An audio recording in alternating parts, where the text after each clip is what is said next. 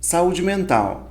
Com certeza você já deve ter ouvido falar sobre esse tema. E hoje, para falarmos mais e aprofundarmos o que sucede, o que engloba todo esse mistério, talvez até mesmo expressões malditas ou palavras, ou até mesmo uma cultura acerca da saúde mental. E para isso temos o especialista médico psiquiatra Rogério Santiago. Seja bem-vindo. Olá, muito obrigado pelo convite. Muito bacana. Aqui no PodPro, antes de começarmos, a gente faz uma pergunta. E, doutor, por que psiquiatria? Não é uma área a mais comum, digamos assim, nas especialidades. Por que psiquiatria? No início, não ia ser psiquiatria. Essa é a verdade. Quando eu entrei na faculdade de medicina, eu queria ser cirurgião. Eu fiz tudo de cirurgia na faculdade, né? Só que quando a faculdade vai passando, você vai conhecendo outras áreas que você nem imaginava que você poderia se interessar. E eu gostava de muitas áreas. Eu tinha um problema sério, porque... Cada hora gostava de uma. Você passa numa, você fala, nossa, essa é interessante, essa, putz, é legal, isso aqui me agrada. E eu tinha umas 5 opções. E aí, quando chegou no final da faculdade, eu prestei a prova de cirurgia, passei em cirurgia lá no HC de São Paulo, na USP, né? Eu fiz faculdade lá. E eu resolvi não ir. Né? E aí eu fui trabalhar como emergencista em alguns hospitais, ganhar dinheiro e tal, né? Recém-formado. Preciso dar um gás, vamos melhorar a vida, né? E aí o que aconteceu? Depois, quando eu fui trabalhar, eu percebi daquelas opções que eu tinha que a psiquiatria seria uma área que casaria muito bem para o que eu desejava posteriormente. Então eu queria ter, por exemplo, um pouco mais de qualidade de vida, eu queria poder estudar alguns assuntos que não eram necessariamente médicos, mas que para a psiquiatria serviriam muito bem. Por exemplo, eu fiz uma segunda formação em psicoterapia, né? E dentro da psicoterapia, hoje eu estou fazendo uma outra formação em psicoterapia, hoje junguiana, né? Eu tenho que estudar mitologia, filosofia, antropologia, coisas que para mim são bem interessantes e válidas e que servem para o meu trabalho. Então a psiquiatria veio também como uma área que eu poderia conversar com outras áreas. Então, deu uma amplitude, talvez algo que você já se interessasse e casou com a sua formação e aplicação da profissão. Exatamente. Muito bacana. Hoje em dia, se fala muito de saúde mental no dia a dia, as instituições, hoje até a NR1 mudou em relação à saúde mental, entendendo como fundamental para o trabalho. Sim. E como isso chega até o consultório? Porque se percebe uma mudança do comportamento das pessoas buscarem essa especialidade, porque por muito tempo era dado como os loucos, né? Se você é louco, você vai no psiquiatra. Como é que você entende essa mudança de comportamento? Sim, essa ideia errônea ainda acontece, Felipe, né? Na verdade, muitas pessoas são muito reticentes de buscarem ajuda e quando eles buscam ajuda, às vezes eles falam, nossa, mas a consulta foi muito diferente do que eu imaginava. Eu achei que eu ia chegar aqui, achei que você ia ter uma cara de doido, fala pra mim, né? Eu falo, não, é uma conversa, né? A gente faz ali um bate-papo, né? A consulta é uma conversa que é estruturada no sentido do médico saber guiar isso, mas é um bate-papo, tanto que as pessoas gostam muito, né? Saem leves dali. Mas eu percebo que essa busca, muitas vezes, ela demora. Os jovens são mais acessíveis, né? Diferentemente de pacientes, às vezes, um pouco mais conservadores, mais velhos. Mas, muitas vezes, as pessoas já buscam ajuda quando elas estão num momento muito crítico. Por exemplo, em relação, como você falou, da saúde mental. A pessoa deixa estar num quadro muito sofrido de algum transtorno de ansiedade, ou um quadro depressivo que está paralisando ela, ou um burnout, por exemplo, do ambiente de trabalho, você falou do NR1, né? Na qual a pessoa já não consegue mais pensar em ir trabalhar de tanto que ela está esgotada e chega nesse momento para a gente no consultório, né? Como se o psiquiatra fosse a última saída, né? O último lugar a buscar, a última portinha, ou é ali ou não tem acabou, mais opção. Né? Eu vou lá no psiquiatra, né? E aí as pessoas percebem que infelizmente perderam tempo, um tempo precioso, porque poderiam ter tratado antes, melhorado antes, usado menos medicação, ficado menos tempo afastado do trabalho. E não necessariamente ir no psiquiatra está condenado a uma patologia, né? Porque às vezes essa pessoa acha que buscar uma orientação já vai sair lá com 3 remédios. Não é assim que funciona, né? Não deveria ser, né? Infelizmente acontece, a gente sabe que tem profissionais que são muito ruins e que fazem diagnósticos equivocados, medicam muita gente, Mas eu acho que pelo fato de ter a formação em psiquiatria e psicoterapia, isso acaba dando também uma certa ponderação em relação à medicação. Né? Tem gente que às vezes vai no consultório, né, e a pessoa às vezes fala, mas você não vai passar nada de remédio? Eu falo, não, no seu caso, eu acho que uma linha de terapia do tipo tal poderia te ajudar mais. E aí você já orienta de um segmento específico. Exatamente. Procurar algum terapeuta que eu conheço de uma linha específica para aquela pessoa, né? E assim, e as pessoas falam, nossa, mas eu achei que ia ser uma coisa assim, eu ia ficar sedado. Eu ia... 3 gotinhas de manhã, 3 da tarde. Nada, não. Um comprimido, só isso, né? Sabe? A coisa resolve muito, assim. Hoje a demanda, porque hoje vivemos num mundo muito conectado, né? As redes sociais estão aí, e que bom que estão, Sim. mas houve também, junto com ela, a chegada talvez de uma ansiedade, ou a busca de uma perfeição que não existe. Isso reflete no consultório, uma demanda que as pessoas chegam, talvez se sentirem pressionadas por um novo modelo social? Alguns casos, sim, principalmente entre os jovens. A gente vê isso como a influência das redes sociais promove para os jovens, adolescentes, na maior parte deles, né, parâmetros nas quais essas pessoas não conseguem perceber que são parâmetros inatingíveis. Eu tenho que ser alegre o tempo todo, eu tenho que saber o que eu quero direto da vida, né, como objetivos ou clareza, eu tenho que estudar e render o tempo. Não é assim, né? Você não é... Ninguém é 100% Nossa, todo o tempo. Né? Não, ninguém é, nunca existe. foi, nem não vai ser. Então, essa coisa também de criar um tipo de expectativa na qual a pessoa tem que estar o tempo todo produzindo, rendendo, sendo eficaz, sendo eficiente, sendo melhor... Isso esgota, né? E as pessoas chegam deprimidas e ansiosas mesmo. Né? Eu falo muito da geração Z, né? Que é essa que está nesse gás agora, que está chegando aí no mercado, que está construindo, está estudando. Eu acho que é um comportamento diferente, talvez, se a gente olhar no sentido social, talvez de 20, 30 anos atrás. Claro que a saúde mental sempre esteve presente, não é algo que chegou agora. É que talvez popularizou com a própria rede social. Mas... eu acho que as dores e os anseios do jovem hoje é diferente do jovem do passado, não é isso? Na minha percepção. Assim. Imagino que sim, porque eu conheço psiquiatras muito mais antigos, né? E tem psiquiatras que são muito mais conservadores em relação à questão da medicação e que só tratavam pacientes que estavam de fato muito graves. Não que o sofrimento de hoje não seja grave, mas hoje às vezes a gente é um pouco mais permissivo para alguns tratamentos, até medicamentosos pontuais, uma dose baixa de uma medicação, às vezes para passar um momento, por exemplo, de transição que a pessoa está tendo na vida, que é muito difícil. Aquilo serve como um certo espaço de apoio, que a pessoa passando aquele momento que está fazendo ela patinar e não conseguir pensar, e para que ela passe aquele momento e consiga depois seguir a vida. Então a medicação hoje a gente tem uma flexibilidade maior. Acho que tem até tem outros medicamentos também, acho que a rede mudou, né, de 20 anos atrás, provavelmente...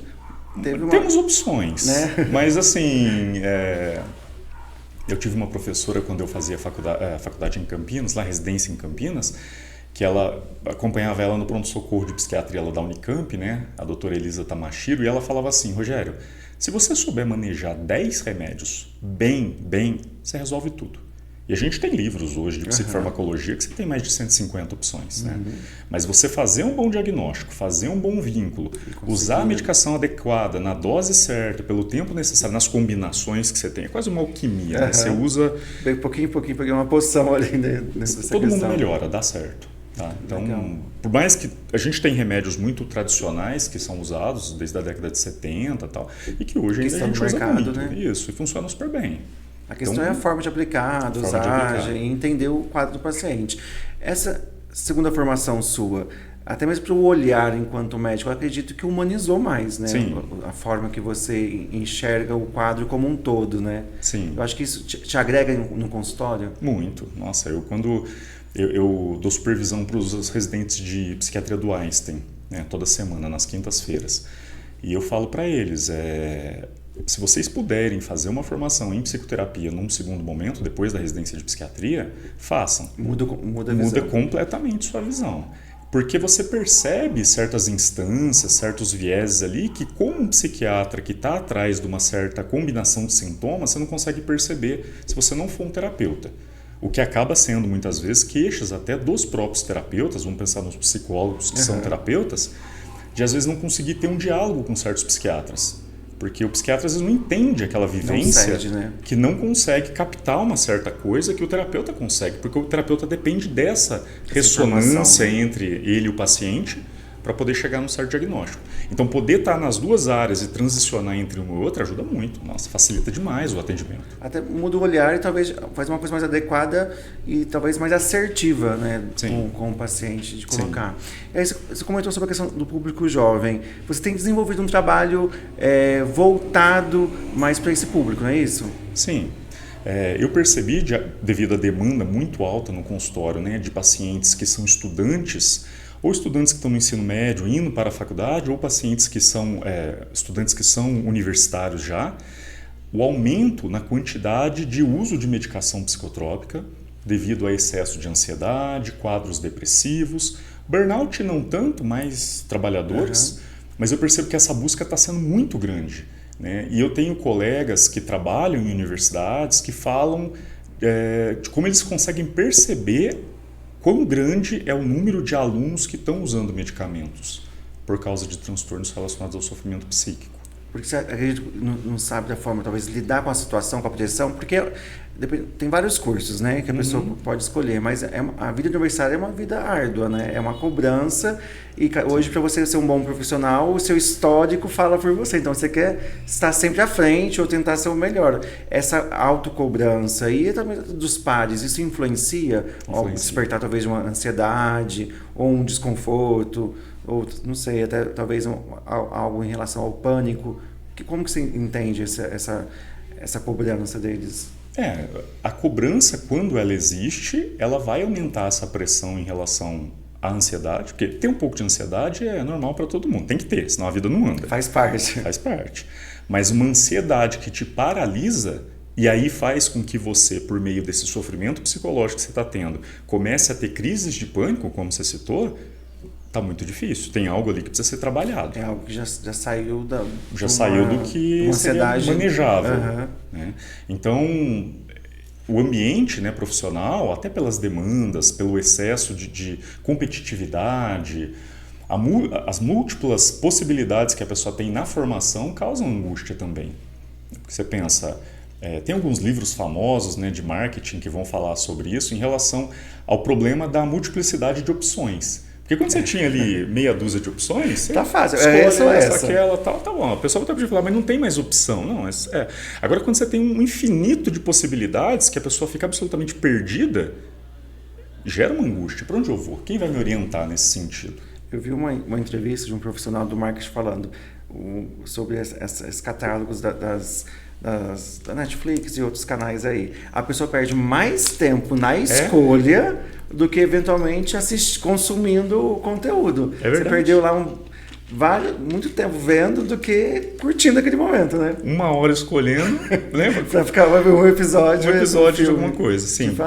Então, acho que é uma tendência, talvez, da forma que as opções hoje. Eu falo, a gente tem um conhecimento muito amplo, o acesso é fácil, mas ele não é selecionado, não tem uma coletânea, ou faça isso. Eu acho que tudo é muito. Sim. E aí eu acho que isso deve gerar já uma ansiedade natural, e eu acho que vai, dependendo da pessoa, do histórico talvez, que ela tenha predisposição ou não, os fatores externos vão pressionando até chegar a essa busca. E pensando para fins, assim, enquanto da saúde mental, porque como você disse no começo da sua fala, que talvez o psiquiatra é a última porta a ser batida. Desmistificar isso, entender como psiquiatria como uma especialidade tão importante quanto a clínica médica para ver se está tudo bem. É importante ter esse entendimento, essa busca do profissional, mesmo naquele momento está tudo bem, mas eu quero, né, ter um bate-papo para eu entender mais um pouquinho. Que isso é raro de acontecer, né? Acontece, mas é raro. Porque, como você falou, como tem áreas médicas que são áreas mais aparentemente palpáveis, como a clínica médica ou como outras áreas em que existem exames, existem outras coisas que complementam essa busca do diagnóstico, às vezes os pacientes peregrinam muito entre muitas áreas antes de chegar no psiquiatra. Então, vai no pronto-socorro porque está tendo uma crise de pânico. Aí, vai no cardiologista, aí depois vai no neuro. Até chegar. Aí chega no psiquiatra, o neuro fala, olha, tá normal, a ressonância veio aqui, não tem nenhum exame do estado, nem o exame neurológico está dentro do habitual. Eu acho que é uma questão mesmo de sofrimento psíquico. Você tem que procurar Não um é aqui, psiquiatra. né? Vai. Não é aqui, vai lá, né? Acontece isso. Alguns casos já vêm direcionados dos terapeutas. Isso também Percebe ajuda alguma bastante. coisa ali. Sim.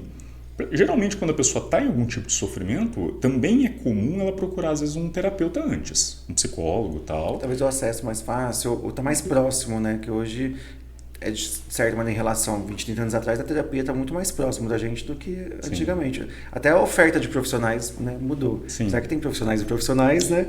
Todas as áreas.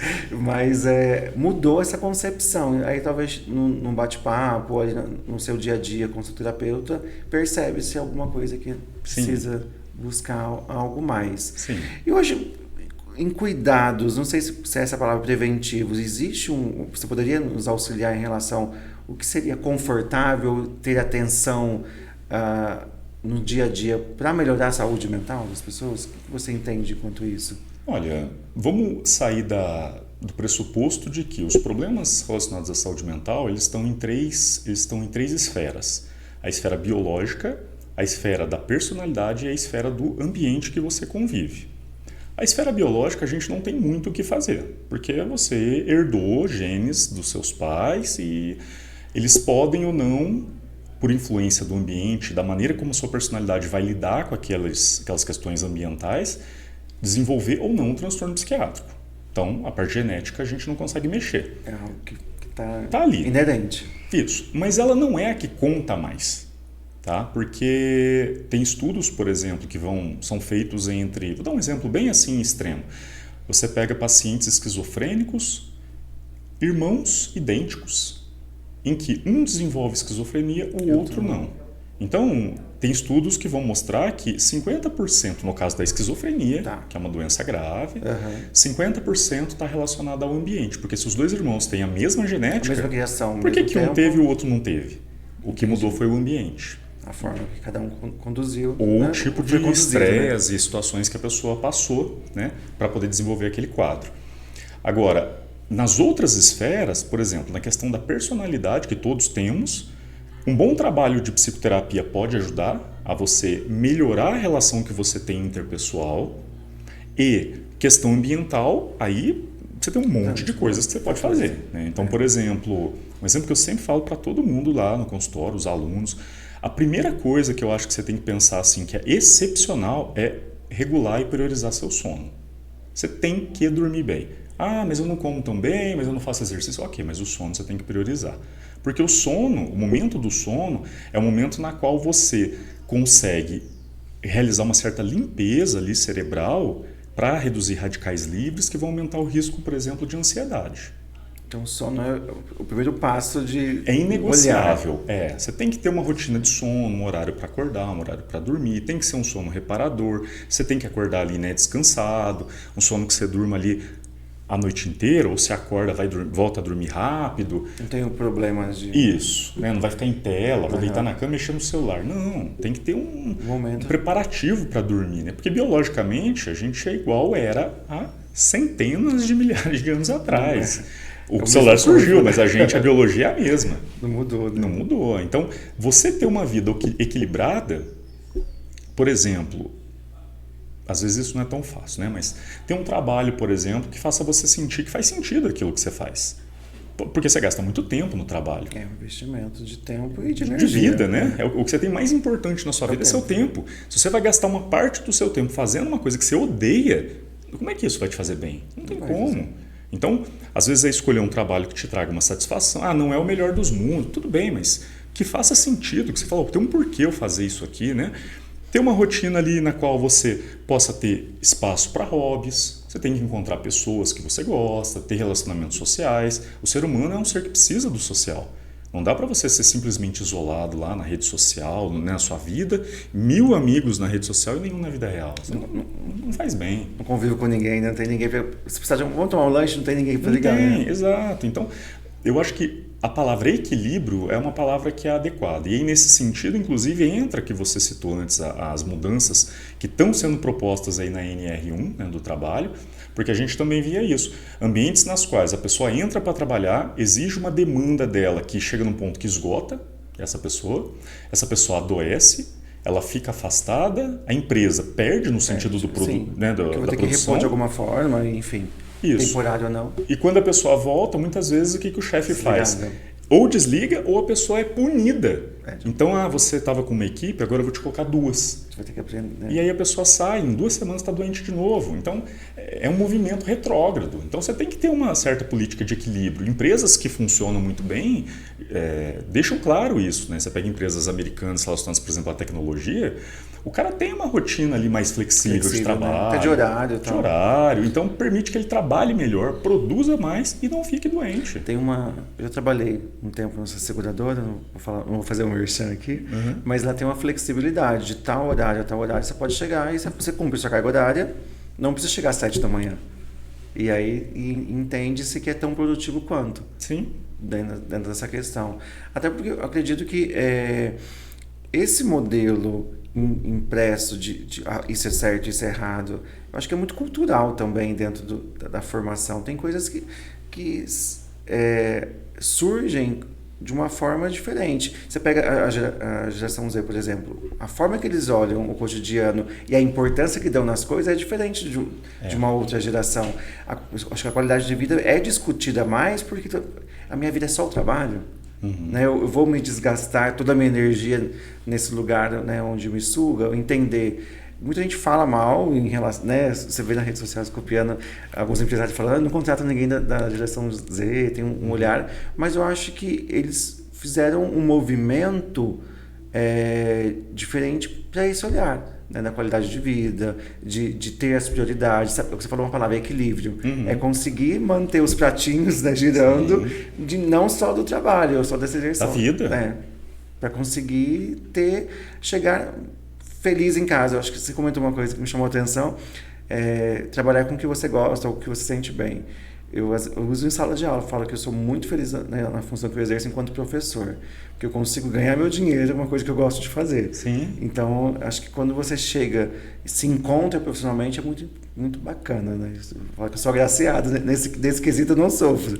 Isso é uma das melhores coisas para você falar para alguém, né? Às vezes tem estudantes que vão lá no consultório, né? Às vezes a gente tira uns minutinhos para bater papo, falar umas coisas ali. E às vezes tem estudante que pergunta da minha formação, trajetória, tudo mais, e às vezes eu falo, cara, eu tenho muita sorte. Eu recebo bem para fazer o que eu gosto. Quer uma coisa melhor que essa? Eu sou bem pago para fazer algo que faz sentido para mim, que dá sentido no sentido de eu estar vivo. Eu falo, cara, você tem que ter um sentido na sua vida. A gente não nasce com um sentido pré-determinado. Você tem que encontrar, buscar alguma coisa que faça a sua vida fazer sentido. Então, se você puder, não só no trabalho, claro, mas se no trabalho você puder encontrar algo que faça você sentir, vale a pena eu estar aqui, eu estou existindo e tem um porquê, eu sou bom em alguma coisa, tem um propósito, nossa, isso aí faz a sua vida andar muito melhor. Muda, né? Totalmente. O seu olhar, a questão. Até porque eu acho que hoje essa escolha, você comentou sobre, né, atende muitos jovens, essa escolha de carreira, o que fazer, e às vezes muito cedo, às vezes eu entrei na faculdade com 17, e eu acho que eu não tinha maturidade, olhando agora, né, depois de quase 20 anos, eu não tinha uma maturidade ali, mas é uma certa pressão para você, precisa dar certo logo, né? Então acho que isso causa um estresse, nem todo mundo sabe lidar bem com isso, né? Sim. Com essa questão de escolhas, né? Porque é realmente o seu futuro, né? Tá, mas é perceber que poder mudar não é o fim do mundo. Entrou numa faculdade, não deu certo ou faz outra. Não sei se encontrou, né? Não se encontrou, percebeu ali em certo momento que não foi, não é aquilo, muda, vai para outra opção. Não tem nada de desmérito, mudar a trajetória no meio da coisa para que a vida... Porque é isso, a gente tem que ir se adaptando. O movimento central no sentido de ser humano, né, que não vou dizer que se dá bem assim no sentido existencial, mas é você se adaptar.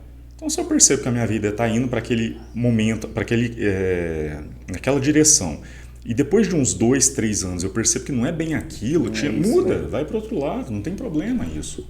Porque você vai viver uma vida inteira, você ainda tem 70 anos para frente, 80 de anos possibilidade, pra frente. né? Exato. Então, viver uma vida preso em algo, eu tenho que terminar esse curso. Não, cara, você muda para outro curso, você não está satisfeito. Vai estudar bem, vai experimentar. Às vezes você saiu daquele curso que você não queria, vai fazer um estágio, pede para alguém, eu posso acompanhar aqui a sua profissão para ver como é que é? Né? Pô, gostei disso aqui, então vou fazer aquele curso. As pessoas, geralmente as pessoas quando são curiosas e tomam iniciativa, as portas são muito abertas no geral, assim, né? É difícil bem você visto, falar. né? Alguém, né? Você vê alguém que quer fazer um estágio lá. Eu via muito isso na medicina. Às vezes você queria, por exemplo, saber como é que ia ser a vida de um cirurgião ou de um. Porque estudar é uma coisa, mas a rotina é outra, Exatamente. Pô, posso ir lá ver uma cirurgia? Posso ver como é que é? Né? Como é que é o consultório aí o atendimento em psicoterapia? O que você faz? Como é que é a sua rotina? Então, você ter essa curiosidade, você experimentar essas coisas, às vezes te possibilita não ter o risco de depois também se frustrar com uma expectativa que você tinha de algo que não era real. Que aí gera um outro dano, né? Porque você pôs tanta energia ali... não vai servir para nada. E sempre serve, essa é a verdade. Conhecimento é sempre válido e te transforma a longo prazo e você tem ali uma mudança, né, de comportamento. Hoje, a demanda do seu consultório, se a gente pensar assim, que você atende, é ansiedade, depressão, o que você poderia, não sei fazer não sei se é a palavra, um ranking, mas qual que é a demanda hoje que você percebe de forma geral que as pessoas procuram um psiquiatra? Acho que o que está no topo, até mais disparados as outras coisas, seria a ansiedade. Vários transtornos de ansiedade, desde a ansiedade generalizada, as fobias sociais, os transtornos de pânico. Depois costumam vir os quadros depressivos, muitas vezes até com sintomas ansiosos. A gente atende no consultório também muitos pacientes com queixa de insônia. Isso é muito, muito comum. É difícil você perguntar para alguém se a pessoa, você dorme bem? A pessoa fala, acho que não. eu vou precisar marcar uma consulta depois dessa conversa. Tá vendo? Todo mundo tem uma questão com o sono, todo mundo. É difícil alguém que fala assim, eu não tomo nada de remédio, eu durmo a noite inteira e eu acordo bem. Difícil, quase, né? Mas nem todo mundo procura ajuda. Aí já, por isso que não está no primeiro lugar. Também atendo muitos pacientes com transtorno de personalidade, geralmente borderline, é muito comum, tá? Personalidade instável. Hoje a gente vê muito isso nos pacientes jovens, é muito comum ver. Pacientes com TOC, alguns. O que mais? Quadros de psicose é mais difícil. Esquizofrenia, transtorno delirante, não é tão comum. Habitual. Isso. Dependências químicas também é relativamente comum. Uso de álcool, maconha nem tanto, cocaína mais. Então tem uma certa procura. Uma procura. Sim. Ansiedade, né? Por muito tempo falou-se da depressão, que é o mal do século, né? Quando começou, eu acho que a ansiedade hoje tem pesado bastante. Tem. Até mais que a depressão. Até porque... Desencadeia, é que depois cada quadro é um caso, né? Mas acho que chega um quadro depressivo, a ansiedade leva a uma ou não. Sim. Eu cheguei a ver uns estudos, né, que falavam sobre essa questão da progressão em um período de 10 anos. Então, pessoas... Claro que isso não é uma regra, né? É uma probabilidade, mas pessoas que tinham quadros ansiosos importantes e não eram tratados, tinha uma chance maior no período de 10 anos de desenvolver um quadro depressivo. Porque é simples você pensar isso, porque imagina o seguinte, uma ansiedade o que é? É uma preocupação excessiva, uma demanda, uma energia excessiva que é gasta nessa preocupação, nessa cobrança. Só que se você está o tempo todo pilhado, cobrando, exigindo, pensando demais, 1 milhão de coisas, até as pessoas se confundem com TDAH, né? Não é TDAH. Chega uma hora que você esgota e aí você deprime. Aí chegou no ápice, acabou, gastou, já não tem mais sentido, já um retrocesso, né? E porque, de forma geral, quando você... Por mais que hoje a pauta, a saúde mental esteja em alta, mas a sociedade ainda tem uma discriminação com a psiquiatria. Ainda associa-se muito, talvez, cenários passados, porque quando eu estou fazendo até uma pós em saúde mental, o formato dos hospitais que tratavam até então, que achavam os métodos ainda se faz muito presente, esse resquício ainda ficou, acho que a forma que apresentava a especialidade, a forma que se lidavam, fulano é louco, né, surtou, ou né, ficou internado. Eu acho que a parte negativa acaba reverberando mais do que os benefícios que o cuidado, como se diz, um remédio se ajusta e a pessoa tem uma qualidade de vida ótima. mas às vezes sim, é impedida por um comportamento. Como que você entende esse movimento, ainda que tenha esse preconceito com a especialidade? Existe uma questão que é do boca a boca social e existe também um esforço muito grande por parte, eu vou falar da mídia, mas não é bem qualquer mídia. Por exemplo, quando a gente vê, você assiste um filme, um seriado, quando alguém fala que fulano está psicótico, o que você pensa? É uma coisa surtada já. Tá, surtada, mas aqui é uma pessoa perigosa, que é uma sim, pessoa tá. violenta, não é isso? Correto. E não é a realidade. As Não é pessoas assim, né? não é assim. Quando a pessoa está psicótica, muitas das vezes ela tá ansiosa, ela está angustiada, ela está aflita, ela está com medo de tá sendo perseguida, sentindo que está sendo perseguida, ela está com medo. Então ela está às vezes reativa porque ela está com medo. É só... Imagina você acreditar que você está o tempo todo sendo perseguido, que alguém quer te fazer um mal, que tem alguém ali que olhou para você e deve ser alguém que está dentro daquela Aquele trama. movimento, né? Você vai ficar muito reativo. Agora, como reagir a isso, né? exatamente. Então, essa ideia de que a mídia traz, de que eles usam os termos, né, de uma maneira muito pejorativa. Você pega novelas, por exemplo, que vai falar sobre a pessoa que usa lá o Rivotril. É sempre uma coisa... Coloca num quadro muito drástico, exagerado, né? muito drástico, muito ruim. Então, as pessoas já chegam no consultório e falam, não, Rivotril eu não vou usar. Não, tá maluco? Vou usar tarja preta? Então você tem que ir desmistificando, é um trabalho árduo, porque tem tanta desinformação que para você fazer com que as pessoas percebam que de fato a coisa leva tempo. É triste. Eu trabalho na educação especial, eu tenho alguns alunos que fazem uso de medicamentos e passam com um psiquiatra. Mas em conversa com a mãe, assistindo a criança, você percebe que às vezes a família não passa no profissional, mas não faz o tratamento. E às vezes as crianças chegam ali vulneráveis e acabam entrando em crise, coisas por falta do medicamento que já foi prescrito. Você recebe, você tem atendido essas mães, essas famílias que buscam essa alternativa? Não sei se você tem algum paciente na educação especial dessa criança assim, Sim. como você tem Atendo recebido? pacientes autistas, com deficiência intelectual. Porque ainda eu vejo hoje, falando muito assim, todo mundo agora é autista, né? Ou TDAH. Todo mundo é TDAH. Tá em alta. Será que realmente é porque esse excesso de diagnóstico é porque antes não se procurava e hoje procura? Não. Ou você acha que ainda tem, infelizmente, ficou banal um laudo, talvez? Ficou banal. Não é uma questão tão simples. Eu acho que aconteceram dois problemas que, somados, geraram essa situação que a gente está vivendo. O primeiro é que teve uma mudança no manual de critérios diagnósticos do DSM, que é da Organização Americana de Psiquiatria, que ele fez uma expansão em relação às possibilidades de diagnóstico do autismo, por exemplo. Então, o que era autista antigamente virou um espectro. Então, o espectro é muito amplo. Pode ser desde algo que é praticamente nada até algo que é absolutamente grave. Só que se torna, né?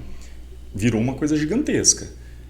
E aí, uma outra coisa que acontece é que existe um movimento também social que não é percebido pelas pessoas, que é uma certa tendência de identificação.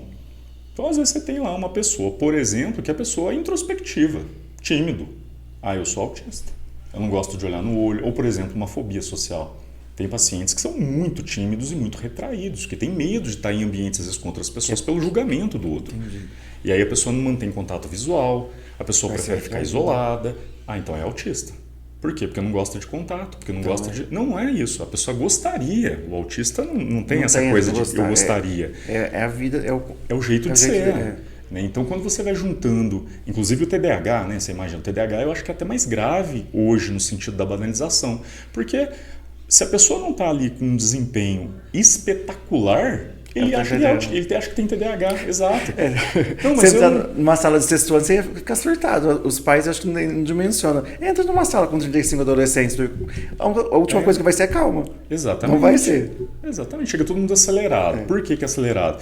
Porque você tem um estímulo até do tipo de rotina desses alunos, né? Porque quantos anos atrás? 20 anos atrás. Você não tinha smartphone igual você tem hoje.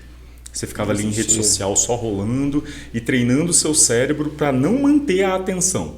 Porque é isso, né? Você olha 3 segundos ali. Você fica assim, ó, tec, tec, tec, quando Isso. vejo passou 2 horas, você tá assim ainda, não viu nada completo. Não viu nada. Então, como é que você vai conseguir colocar lá um adolescente sentado numa cadeira e 4 falar para ele, horas, fica né? 4 horas aí, tranquilo, beleza, mantém o foco. Não vai existir. Impossível, não dá. E aí todo mundo vira TDAH. E a indústria farmacêutica ganha milhões vendendo estimulante para todo mundo. Tem uma especulação ainda, né? Nessa Com parte, né? certeza, com certeza. E é uma briga, né? Porque quantas pessoas chegam no consultório que já vêm com a demanda na boca, assim. Já falo. Vim porque tenho TDAH e quero tal remédio. Aí fala, então. Já chega com, Chega, com esse protocolo pronto. Já. Você só precisa do seu carimbo. E aí você tem que desmistificar, né? E aí é difícil, porque... Não, mas você não vai me tratar? Fala, calma, não é bem assim. Vamos... Porque geralmente entender, a pessoa né? que acha que tem TDAH, ela é ansiosa, ou ela tem toque, ou ela tem um monte de coisa, mas às vezes não é TDAH. Mas ela não quer aquilo, ela quer o remédio que ela acredita ser milagroso. E hoje tem...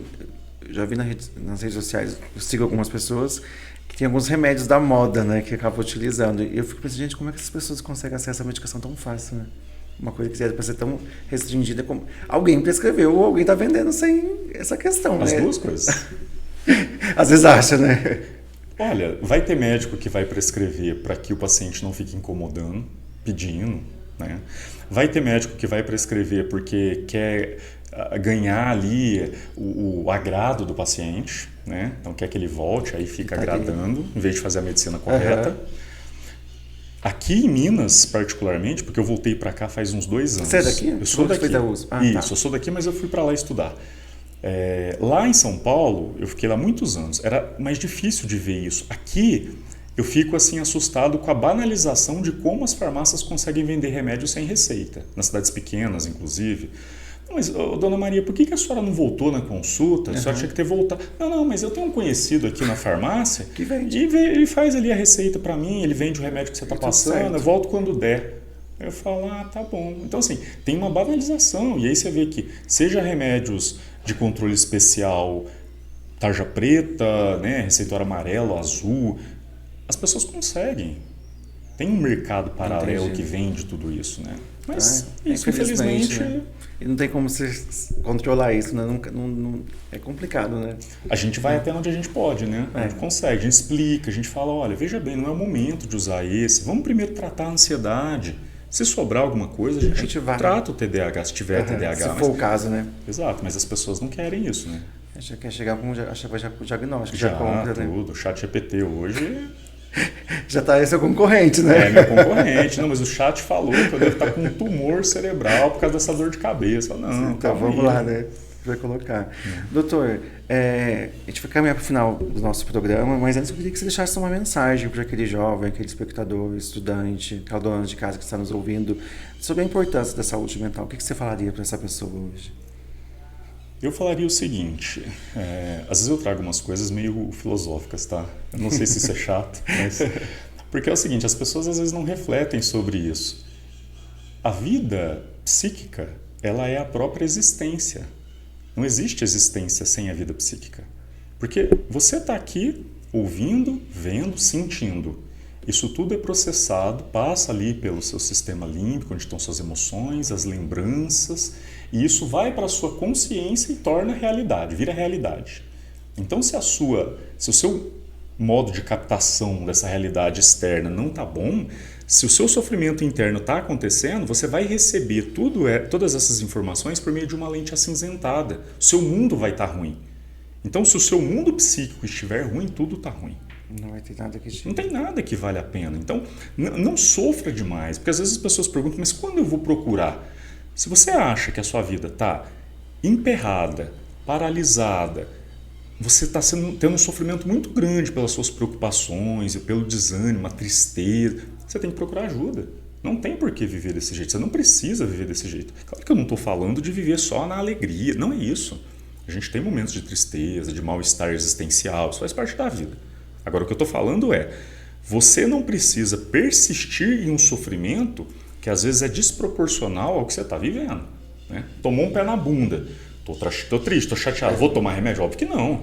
É o momento. É o momento, você vai viver aquele luto. Né? Assim como, por exemplo, na vida estudantil, como tinha falado, Eu tenho lá a minha vida, minha casa, com a minha família, bem, né, constituído no sentido de eu sou o filho que está ali estudando, que os pais estão cuidando. De repente eu vou para a universidade, onde tudo é novo, onde eu não tenho mais essa base de proteção, onde vai existir um luto, que é essa perda simbólica. Vou deixar de ser quem eu era para me tornar uma outra coisa, porque eu quero melhorar na vida, né? E toda mudança, toda vez que você sai da zona de conforto, você está sujeito ao desconforto e essa coisa para poder crescer. O desconforto faz a gente crescer. Né?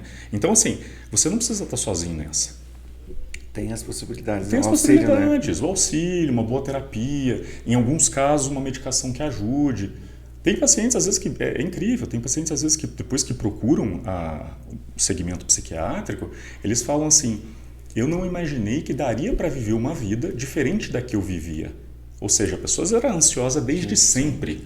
Vivia uma vida de ansiedade. É triste, né? Você ver uma pessoa falar assim. Né? Porque ela fala, mas é o meu jeito. Meu jeito é ser assim. Aí você fala, não é o seu jeito. Porque você começou a tratar, você viu que dá para viver de outro jeito. Isso, nossa, melhora espetacularmente. As pessoas ficam maravilhadas. É um ajuste pequeno, um remédio ajuste pequeno. Um comprimido que você dá para o paciente, ele usa pelo tempo que precisa. Nossa, ele tem um ganho que ele fala, cara, eu estou dormindo, eu nunca dormi. É maravilhoso. Precisa colocar. Muito bem, doutor. Aqui nós temos uma lembrancinha para o senhor de um parceiro nosso, Tronello. Maravilha! E a gente caminhando para o final do programa, a gente faz um bate-bola aqui com os convidados. Vou falar uma palavra quase inédita, tá? E aí você responde aquilo que tiver na cabeça. Família. Prioridade. Profissão. Medicina. Saúde mental. Equilíbrio. Psiquiatria. Hobby. Rogério por Rogério. Curioso. Bacana, diferente. Eu sou uma pessoa curiosa, eu não paro. Você estudei isso, estudei aquilo, você vê que você tem uma sede de conhecer mais, né? De se entender mais. Eu acho ainda estudo, faço formações em pós-graduação, estudo francês, você não vai parar, japonês, né? Eu não paro. E vive, né? E vivo, ando de moto, faço churrasco. O que dá para fazer é importante. Dou aula agora com os alunos, é muito bom estar com os alunos, é maravilhoso. Na sala de aula eu sou...